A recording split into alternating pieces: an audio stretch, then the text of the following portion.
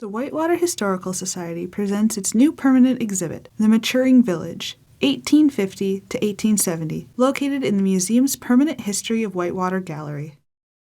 The Maturing Village era was an important time between the pioneer era of 1836 to 1850 and the city's industrial era of the late 19th century. It was a time when retail stores began to expand beyond pioneer era needs and when blacksmiths, cobblers, carpenters, and others operated small shops making consumer goods. Industrial activity was also small in size but making progress and included an unusual pottery industry. Two small factories making plows and wheat harvesters were founded in the Maturing Village era and would come to dominate the industrial era. It could be difficult to imagine what Whitewater looked like during the Maturing Village era because there are no photographs of the city prior to 1870. But Daniel Ryle visited the city over 50 years ago and presented the Whitewater Historical Society with one of its most important collections, the artwork of his grandfather, Henry Ryle, a young man who lived in Whitewater between 1856 and 1861. This artwork, known as the Ryle Collection, gives us a unique look into the appearance of Whitewater during the Maturing Village era, a look few communities are fortunate to have. Only a few buildings in downtown Whitewater today date from pre-1870. Ryle's watercolor shows the north side of Main Street, a group of buildings constructed in the 1840s that all burned by 1870. These small frame buildings were a holdover from the pioneer era, but were a familiar sight to anyone living between 1850 and 1870.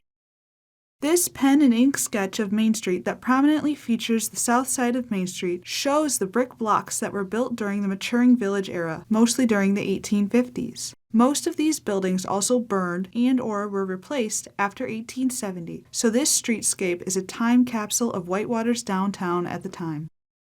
Henry Ryle also made a couple of sketches of the stores in two different buildings of this streetscape. Images of the interior of stores are not common, and these sketches give us a good view of how a general or dry goods type store was set up.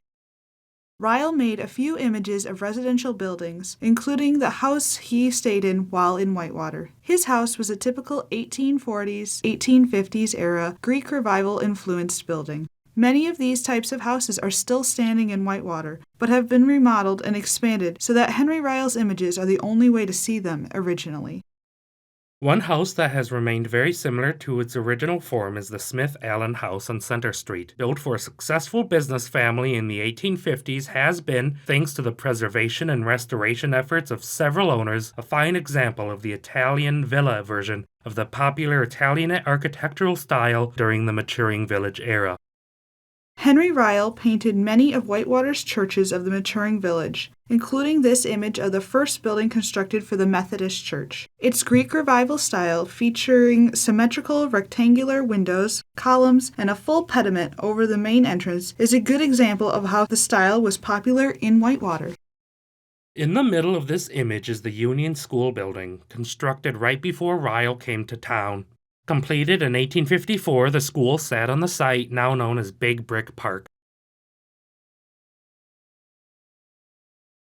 Henry Ryle documented industrial activity in his artwork of Whitewater. The paper mill was built in 1859, during the time Ryle was in Whitewater, and probably caused great interest in the community. That, and his picturesque site where the old Hawthorne Melody milk plant was located, now the site of apartments, probably drew Ryle to produce this watercolor image.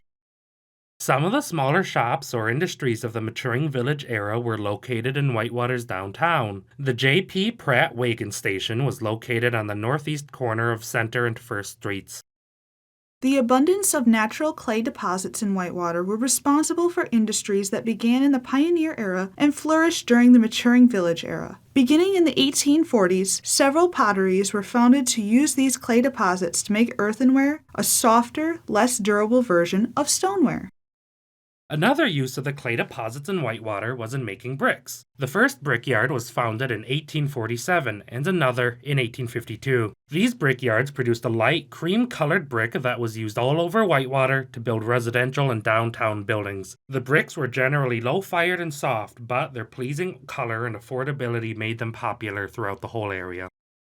Bricks were produced in Whitewater into the 20th century, and the Whitewater Brick and Tile Company was in business until the mid-20th century. This view of the brickworks on North Jefferson Street shows the brickyard complex and kilns in the early 20th century.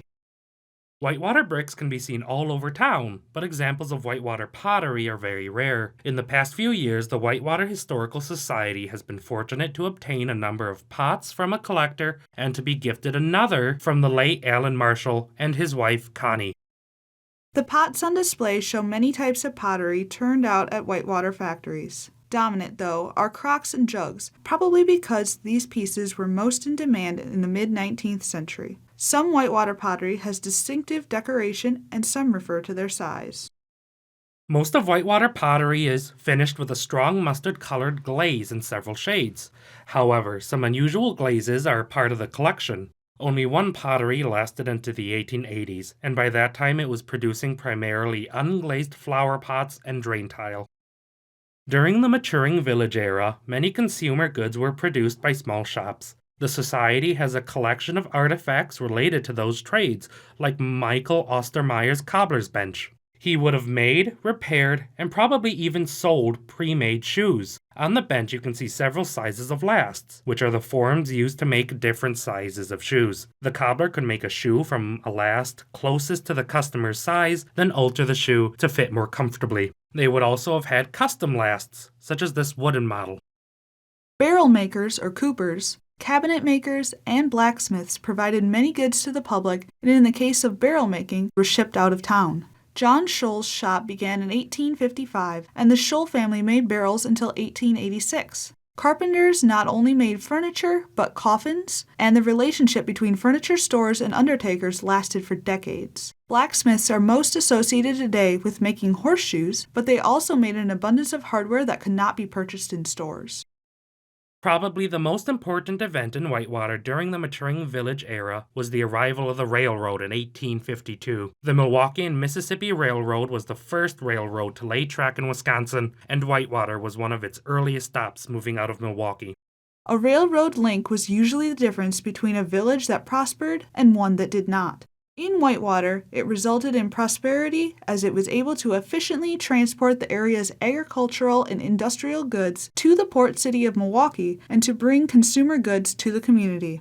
The first depot constructed for the railroad sat next to the 1890-91 passenger depot. In the 20th century, it was known as the Freight House, and it was demolished in 1990. During the maturing village era, a number of ethnic European groups joined the predominantly Yankee community of ethnic English descendants in Whitewater. Immigrant farmers from Ireland and Norway settled in the towns of Whitewater and Richmond, and after 1860, many of these families moved into town or directly immigrated to Whitewater to work in the growing factories of the era.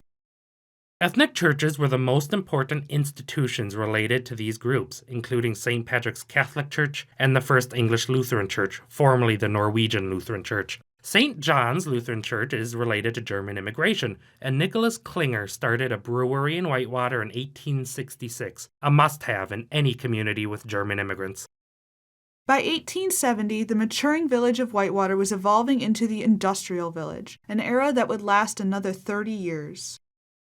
Two industries drove this growth. In 1844, George Esterly of LaGrange patented an improved reaper, or wheat harvester. Invented by Cyrus McCormick in 1831, the mechanical reaper was a pivotal innovation in harvesting wheat. The cradle scythe is one of the 19th century hand wheat harvesters available before the mechanical reaper.